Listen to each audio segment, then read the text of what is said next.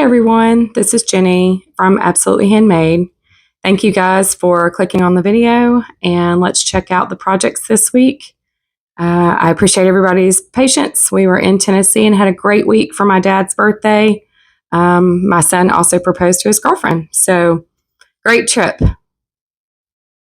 For today's first project, we're going to wrap up those last two storage containers I had from last week for the Christmas in July series. We're going to use the Sweet Pickins Antique Ironstone by Bespoke with the Jamie Ray Vintage. I will say, in my opinion, I think this ironstone is a little bit more tan or a little too gray. The ironstone that I own is a little bit more on the white or creamy side. So if I was to do this again, I would probably do like a scoop of each, maybe the ironstone and a white, maybe the flour sack or the window pane, or I would do maybe a scoop and a half and then a half a scoop of the other. It needs to just be toned down just a tad. I didn't mind it for this project, but it definitely didn't look like ironstone in my opinion.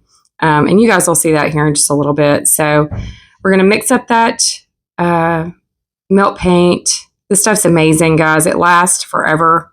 As long as you don't mix it with water, that powder it doesn't have an expiration date. So keep it as long as you need it. Buy whatever supply you want. Then we're going to add the fusion casement to the box itself. I had already primed this with some shellac, and then I'd put on a primer as well.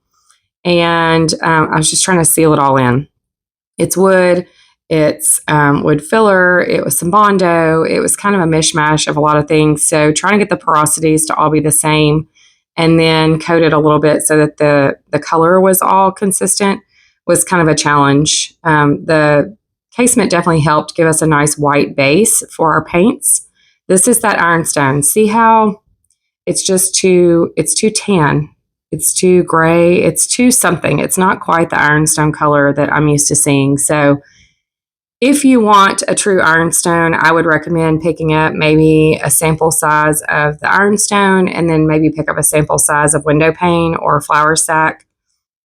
Mix those two together, and we may try that here in the future on the channel just to see if we can get a more consistent ironstone look. I have some ironstone, so we definitely can put it side by side and see if we can find a better match. But to me, this one just missed the mark just by a little bit.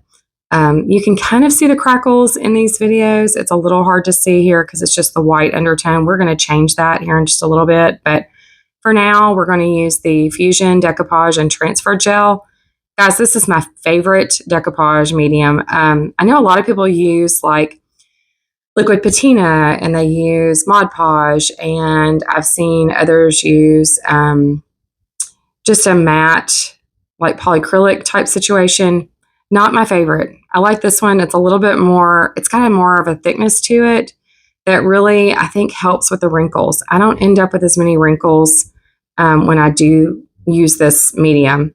Now, this little Santa, you guys have heard me talk about Creative Fabrica before, and I pulled him off of Creative Fabrica. I did buy some rice paper, which I will link in the description box below from Amazon. And that is what I printed this guy on. So I used my laser inkjet printer or I guess I should say my laser printer. There's no ink in this one. It's just it's a toner cartridge. So those tend to do better for crafting projects like this, where you're going to put a liquid medium up against it. Oh my goodness, drawing a blank.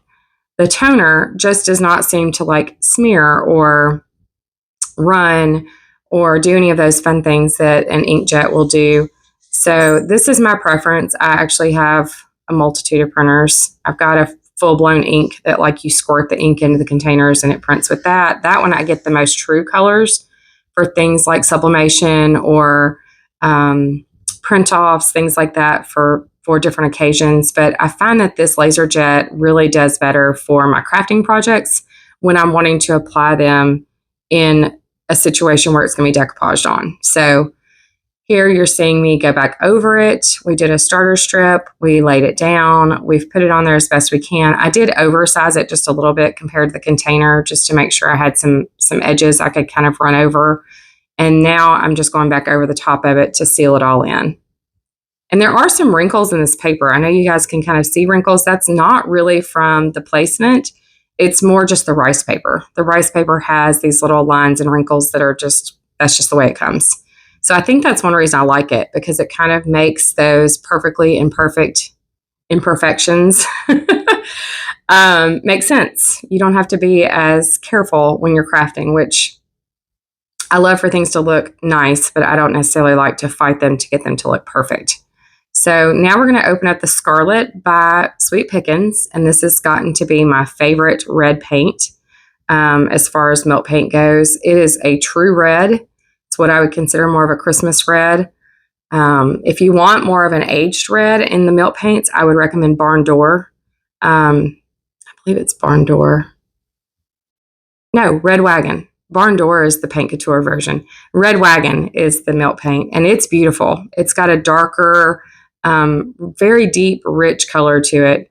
But if you're wanting a bright Christmas red, this is going to be the red you're going to want to grab this holiday season. So we're going to mix that up real good. I was having a little trouble getting some of the chunks and stuff out of it, so I've brought the frother out. And guys, I'm still struggling with that frother. I may have to get a new one. I know they're good for that, but I don't know if the one I got is just not very good. I don't know. My battery supply is not great. That has happened to me before too, where I've had just a batch of not good or old batteries. Here you see I'm using a sanding block that I picked up from Dollar Tree. Don't waste a lot of money on these sanding blocks, guys. They don't last. I don't care what brand you buy or what version of them you get. The sanding block's a sanding block is a sanding block. Just grab one. These work great. They've got foam on the inside, so they kind of give when you're rubbing across your projects, and it doesn't tear them up quite as badly, and it doesn't tear that paper nearly as bad either. Now we're going to go back over the whole box with the Tough Coat Matte from Fusion, which I just got a new shipment of this in. So if you're looking for it, you can click in that description box below in the Etsy store for now. I still am working on getting my store up and running online. So for now, continue to use Etsy, and you'll see that I just recently re-added that product. And I've been using that for months. You guys have seen me mix that half and half in water. I've used it on a multitude of projects, and I still have like 3/4 of a bottle left. So it's a good investment. It lasts a long time. But here I wanted to seal in that ironstone because, in all honesty, I didn't hate the color, even though it's not the color I was hoping it would be. But I didn't want to leave those cracks with the white behind it. I really wanted to darken up the cracks. So in order to salvage the ironstone color, we're going to put that matte color over the top of it, or the matte clear coat over the top, and then use this, the Jolie finishing wax in black, to really bring out those imperfections that we intentionally put in the paint. I heated that paint up, those 2 layers of paint, in order to get those good cracks and crevices. And I will say with the milk paint, if you put it on a little thicker and a little wetter, it tends to crack and split a little bit more. So if you're really wanting it to look aged and distressed, then put a really good thick coat on. And then if you have the time, I honestly have gotten where I love that hairdryer, which I know sounds so crafter because everybody else uses a heat gun. But honestly, guys, I have burned myself. I have burned my tables. I have burned my property with the heat gun, not thinking about it and setting it down, and that hot end grabs a hold of something and burns it. So the hairdryer, especially with the cold shot in it, because sometimes you just need the air, the movement of the air to dry some of these things out that we're using. You don't necessarily need the heat, especially with things like waxes. So if you're trying to like tone down the wax, here we're using the clear wax to kind of erase some of that black wax that was on the paint itself. We really just wanted to leave the cracks and crevices with the black wax. I did not want the black wax on the paint itself. I really wanted that antique ironstone to shine through. It was a very pretty color. You guys don't think I'm knocking that color. It's very pretty. It's just not what you think of when you think of ironstone. So now we're going to go in. I wanted the lid to be red. That's why we mixed up that scarlet. And I ended up doing 3 coats of this red paint because red, guys, I didn't follow my own suggestion that I gave to you guys a couple weeks ago. If you'll paint your surface gray first, the red covers so much better. So I ended up, I may have put 4 coats on this.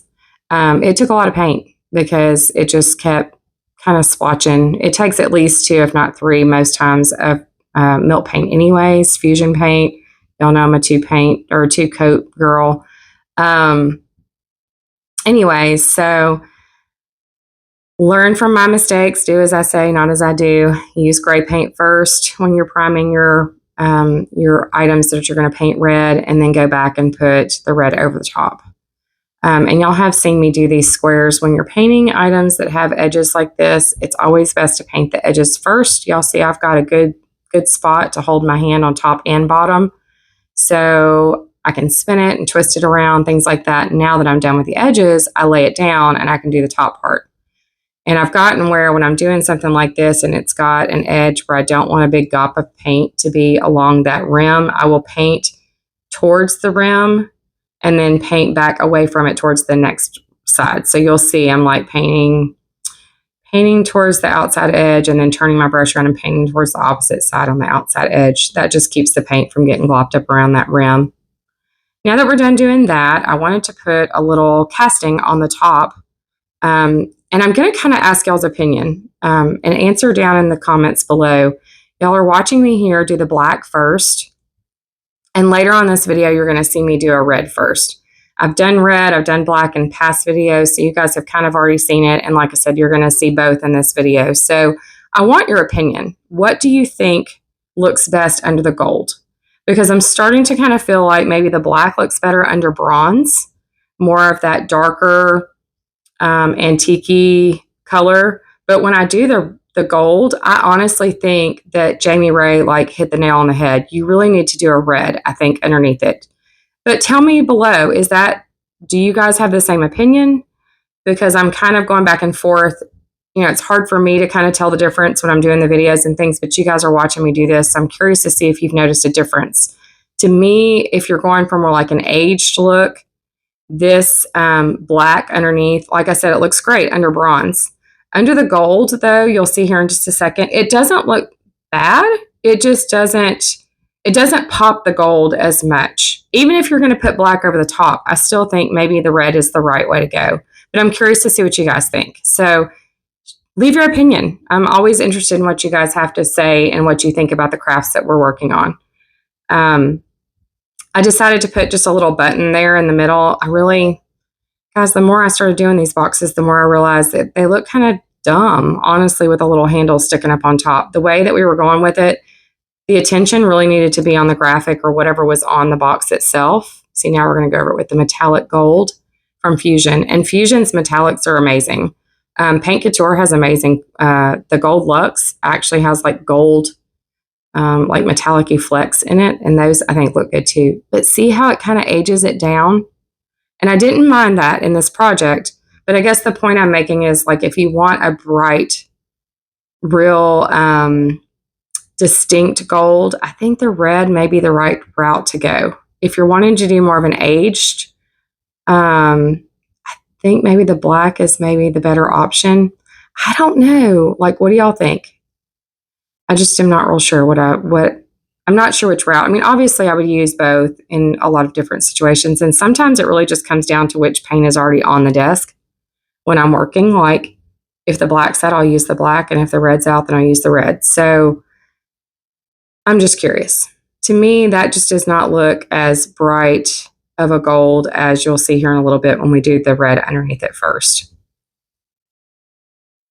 Again, I just like y'all's opinions. I'm here to show you how I'm doing things and give you some creative ideas and inspiration, but I'm not opposed to learning from you guys either. I'd love to hear your opinions and what y'all think works good too.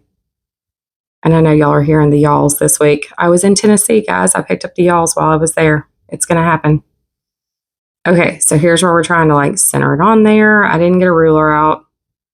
I kind of have self-proclaimed myself to be able to find center. That may be delusional, but in my opinion, I found center. Sometimes when I'm crafting, I just don't feel like it. If it looks like it's centered, in my professional opinion, once it's done. So I put that little casting on there, and I thought it looked super cute. And then I just wanted to put a little button. And this little, I know y'all can't see it very well. We're going to use the Type Bond Quick and Thick. We're also going to use the Professional Loctite Super Glue, which y'all know I've been struggling with this lately. I think I'm too frugal with my super glue. I don't think I use enough. And you're going to see that here. You saw how I just dabbed it on there? Guys, that's not enough. You need super glue. Like, you need to put on super glue, like a good amount of super glue, especially since that casting has some has a little bit of texture to it. So there wasn't a whole lot for the super glue to grab if it wasn't thick. So you'll see here, I'm like, no, it's not sticking. We need more. Take it off, put it back on. Nope, that didn't fix the problem. That's when I was kind of wobbling it around going, yeah, it's never going to stick. It needs more. Now you'll see I'm not just tapping that time. I actually went through and poured a good bit of the glue out. I want to make sure it sticks. I don't want it to fall off for my customers.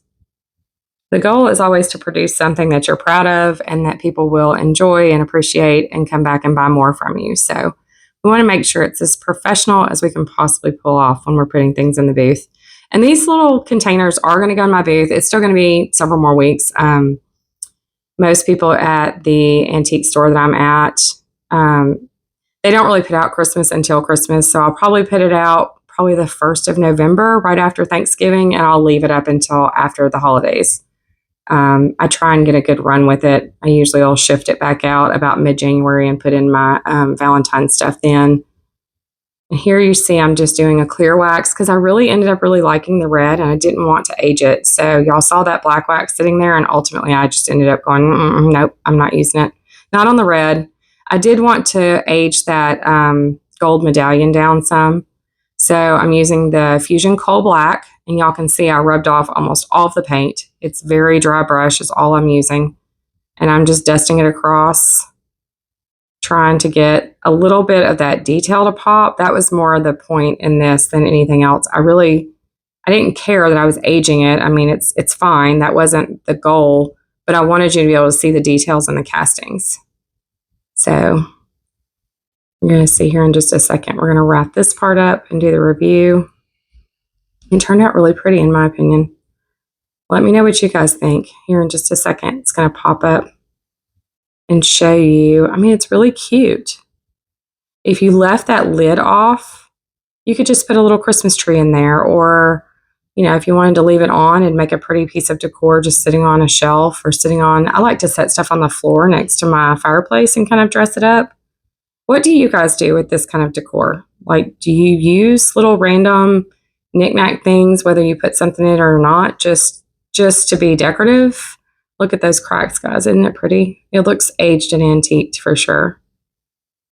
Would you have put the black wax on the red? Because I really kind of struggle with that. And I was like, no, I really like the red. I think it makes it pop.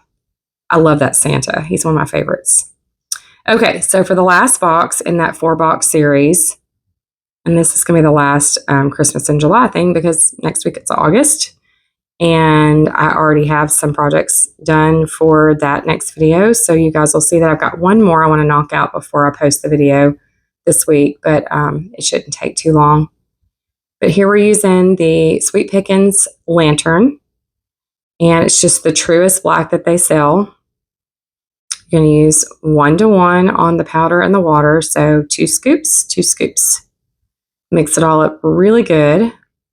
You want to make sure you get rid of all the little chunks, make sure it aerates and all those bubbles get, popped. And sometimes I'll take the little spatula that I use and I'll kind of smash some of those up against the wall of the jar. We're going to use that casement again because casement's just giving us a good white base on the bottom of these boxes. And it's Fusion, so it's a primer, it's a paint, and it's top coat. So you don't really have to do anything. This should help if there's any bleeding from any of these multitudes of surfaces we've got going on between the raw wood, the wood filler, then we had Bondo wood filler, and I didn't really sand down the whole box. I just sprayed with shellac and then came back with I believe I actually used Paint Couture's primer. Here we are. They always recommend you let that paint sit for 2 to 10 minutes. And then I've gotten to where they tell you to kind of stir it one more time before you start to use it. I will use that frother then versus using it initially when I'm trying to get it to mix, because I feel like it needs to kind of blend up again really well when you actually go to use it. So here we're just painting on that black, and I think I put 2 coats, although I probably could have gotten away with 1, but you know how I am, so 2 coats it is. Use the lantern, and we're going to paint this all black. We're going with a totally different vibe on this one. I was trying to do something different on each of the boxes. We're going to use the Highlander here to do the undercoat for the gold. This is the comments or the discussion I was getting into before. Using like a deep, dark red. I don't know that a bright red would give you, I don't know. I haven't tried a bright red. I've used Highlander, I think, each time, and I really like this color. It's a very opaque and very, very deep red without being like a too purpley or too orangey or any of those kinds of colors. Like, it's just a very pretty dark red. And I think that kind of helps bring it out. I know when I watched Jamie Ray do it, she used Carnival, I believe, from DIY Paint, and it turned out very pretty too. But I don't think that's their brightest red either. I don't know. I'm not an expert in the Dixie Belle paint, or the DIY paint. Sorry, DIY. I use some of them, but not a lot, and I don't sell them, so I don't know which ones they are. So I went through and did all the little toppers on the light bulbs. I did the little medallion that I planned on putting on top of the box. This is where I wanted to leave this in, just so you guys could kind of see some of the wheels turning type thing going on. I'm sitting there clicking my fingers and obviously shaking my leg because my whole body's wiggling and my arm's moving. And I ultimately decided I want to do a gold rim around the edge, and I want to do the black on the top. So we're going to go back with that lantern, start painting just that little top cap part. We don't want to do the whole thing, just the top. And I believe you know me, put 2 coats. So painted 2 coats on the top part, got that done. And then you'll see here in just a second. I think I was trying to show you how I was doing this. I was trying to be careful not to get a lot of black on that rim, because I knew what I was fixing to do, and that was paint that gold, and then I was going to be fighting to get the black covered. So little boo-boo you can see there, but we're going to cover that up with the red first with that same Highlander. Just paint that outside edge up. So we want it to all match. So I didn't want the gold on the medallion that was going to be right up against that to be different. I wanted to make sure that they were consistent. If y'all hear a noise in the background, it's my 10-year-old golden retriever who is snoring because she's a big girl at almost 100 pounds. So she's making a little bit of noise. So here I'm using the Sharpie gold oil-based paint pen, and I'm trying to match a Paint Couture Gold Luxe paint to this, because that pen is going to be a big part of our design here in just a minute, and I wanted to make sure that the golds matched and they weren't clashing. So I kind of figured out which one works the best. I needed to get that paint pen working anyway. So now y'all can see I'm kind of going over the box. I'm trying to figure out what I want to do, counting my ornaments, which, had I had time to do this differently, or if I'd have done this again, I would have made 9 ornaments so that I would have 3 for each side. Y'all will see in a little bit. It kind of makes no sense. My husband has pointed it out. I may have to make 1 more ornament just to make it better before I put it in the booth, because it was bothering his OCD really bad. It didn't bother me. And I was the creator, so it's in the video the way it is. But he suggested I go back and make 1 more ornament to make it all make better sense. So maybe I'll take his suggestion. Maybe I won't. We'll see. He is still on the mend with his shoulder. He's doing much better. He's getting ready to start his physical therapy. So thank you guys so much for your prayers. He actually was just commenting on how little he's been hurting from the surgery. He had heard horror stories from, here, there, and everywhere about how painful it was. And honestly, it was only painful the second day, and he really didn't take medication beyond that. He did ibuprofen just for the inflammatory factor, but for the most part, he's done okay. He's actually done so well, he's made me nervous, because I'm afraid he's going to do something with his arm because it's not really hurting and he'll end up doing damage. So I've been fussing at him quite a bit. He's been calling me the warden because I keep forcing him to behave himself. But here you guys can see that's same thing. We're just going to paint anything we painted with the Highlander. It's all going to get painted with the gold. We want to make sure it all matches. It all makes sense. Following through with the entire plan here. That medallion turned out really cute with the gold paint on it. I loved how that one looked. Sometimes I just will sit down with my resin and just make castings just because I don't know where creative vibes are going to go. And I sometimes might have an idea in my head and I'll think, well, maybe I'll use it. This one's going to go bright and what I would call snazzy. So we're going to use Polynesian pink, sea glass, and lemon peel from Paint Couture. We're going to paint each of those ornaments. We're going to do 3 in the pink, 3 in the blue, and 2 in the yellow. Because I have to admit, yellow is not my favorite color. So when I realized I had to have one short, that one was the one that was sacrificed. So we'll see. I'm curious to see what you guys think about this one because I'm trying to think. We did the kind of antique-y in the last Christmas in July video that I posted before my trip with the red and the what they call noir paint color from IOD and the paint inlay. And then we also did, what was the other one we did? Guys, I can't remember what the other one was. And then this week we've got the Santa Claus one. And we've got this one with the ornaments. So I've tried to do something different on each one. I've tried to go towards, I know some people are more of like a plain Christmas. That's that more antique-y, just not plain, I guess isn't the best word to use. Just traditional.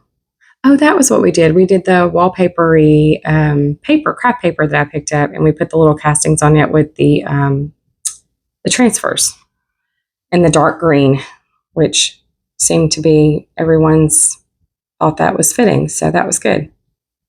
So you'll see here, I'm just trying to sketch on essentially wire for the little lights. So this is where the paint pen's fixing to come into play. Sketching that on there. I'm only doing it on 3 sides because I'm assuming that somebody could put this up against a wall. So when I make crafts, I try and think practically how people may use things. Would you guys have done more of the light bulbs and put some on the back as well and done it all the way around, done a 360? Or would you have also done something like this where you had the option to push it flat against something? Because I guess the way I think about it, I always think, well, it's probably going to be against a wall. It might be against a fireplace. It might be pushed up against the kitchen cabinet, like if you set it on your countertops and want to use it for something cute, that kind of thing. So I try to leave one edge kind of more flat and plain to be used for something like that. But maybe I'm wrong. What would you do? And here's where we start placing the light bulbs. I was trying to figure out the best placements for the pink and the blue. Those were the first 2, of course, because as I said, yellow's not my favorite color. So it was kind of the last one that got to join in. Go ahead and glue the medallion down while we're sitting and thinking. My brain wheels were kind of turning and I was trying to give myself a minute to creatively digest my options. I kept moving those light bulbs around and it was really kind of frustrating me. And I just, at the end, I finally was like, you know what? I'm overthinking this. We're just going to put them down and they're going to look great. Because another thing I've learned when I'm doing crafts for my booth is people only know what you show them. So if you're making a craft, and you can keep this in mind for your Christmas season, as we are all starting to craft for Christmas. I know a lot of y'all are getting started in August. A lot of us start craft fairs in September for the holiday season. So as you're starting your items for your craft booths, or if you're starting to work on Christmas gifts ahead of time, if you're not like me and procrastinate until the last minute, your gift receiver is only going to see what you give them. They won't see all this creative process. So make it look the way you think they would like it. And most likely if that's all they ever see, they're going to love it. I know every craft I give people that is personalized to them, number one, it's the thought that counts. Like that always is the statement that gets made, the thought that counts. But I also feel like, if you're making something for somebody, I hope you're making it with what they like in mind. And ultimately, whatever you come up with, they're going to end up loving because you put the time and the thought and the effort into it to think about something that they may love. And then you made it come to fruition. So, if I'd have put that light bulb in a different spot, that's all anybody would have ever seen. So it wouldn't have mattered to them if I'd put it where it ended up. It would have only mattered on what they saw. And sometimes that's the best option with crafting. You don't have to put things where it always looks perfect. Like make it look perfect to your eye. And obviously, if it's for the masses or if it's for family or if it's for a friend or whatever the person may be, obviously you want to make it with what they like in mind. That's a given. But the details of how it all comes together, they're never going to know. They'll never know the difference. So make it to where you like it and then give it, because ultimately that's the point in crafting. It's to be cathartic for the crafter. It helps to calm you down and helps to, give you some type of a creative release that some of us need, de-stressor, however you want to word it. But don't make it hard. It doesn't have to be difficult. Here we're going back and we're just going to seal everything in using the clear Jolie wax. Obviously, no need to use any kind of distressing. I could have gone back with the brown or the black and toned it down and given it a little bit of age, but honestly, I just felt like this one was bright and cheery and fun, and it didn't necessarily need to be toned down. The black serves as a different version of Christmas, I think. Some people like using black in their Christmas, and that's just, they like the bright, bold colors, and they like to pop. I've seen a lot of that. Especially when you get into a lot of I think back and see all of the Grinch stuff. Just the bright greens and fun colors. If you do Grinch theme, this may work. So I think this turned out really cute. I like the gold because it just kind of ties in with traditional Christmas, but I like that it's different. It's got a little bit of a different feel to it. It's fun. Light bulbs, we all like going and seeing Christmas lights at Christmas. That's my favorite thing to do, is wander around with my family and go look at Christmas lights. So what are your thoughts? Do you like things like this? Is this something that you would, you could see yourself doing, or do you know someone who would like something like this? It may not be for everybody, but I thought it was just something different and creative and give me a different something for my booth. Thank you so much for watching to the end. Please like, comment, share, and then subscribe. Clicking the bell so that YouTube will notify you each time I upload a new video. It's free and it helps grow the channel. See you next time. Bye.